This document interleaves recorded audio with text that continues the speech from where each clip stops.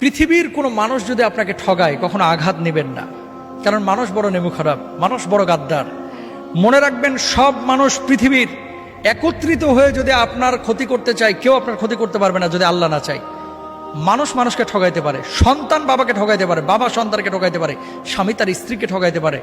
আল্লাহ কখনো তার বান্দাকে ঠগান না, কখনো না। আল্লাহ কখনো তার বান্দাকে ঠগান না। বরং ডাকার মতো যদি ডাকেন, আল্লাহকে বলার মতো যদি বলেন, সে আল্লাহ সুবহানাহু ওয়া তাআলা আপনার ডাকে সাড়া দেবেন।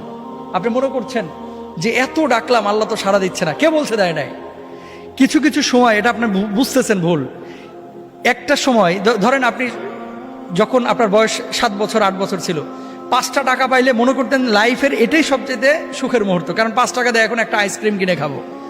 কিন্তু ওই সময় যদি 5 কোটি টাকা আপনারা দেওয়া হতো, 5 কোটি টাকার ভর আপনি সামলাইতে পারতেন না। এই 5 কোটি টাকা আপনি কি করবেন, তাই না? আপনি কখন কোনটা আপনার জন্য প্রয়োজন এবং কোনটা কখন আপনাকে দিলে আপনি এটাকে যথাযথভাবে কাজে লাগাইতে পারবেন, এটা আপনিও জানেন না, আমিও জানি না। জানেন কে? আল্লাহ সুবহানাহু ওয়া তাআলা। সুতরাং আল্লাহকে ডাকেন, আল্লাহর সাথে বোঝাপড়া করেন।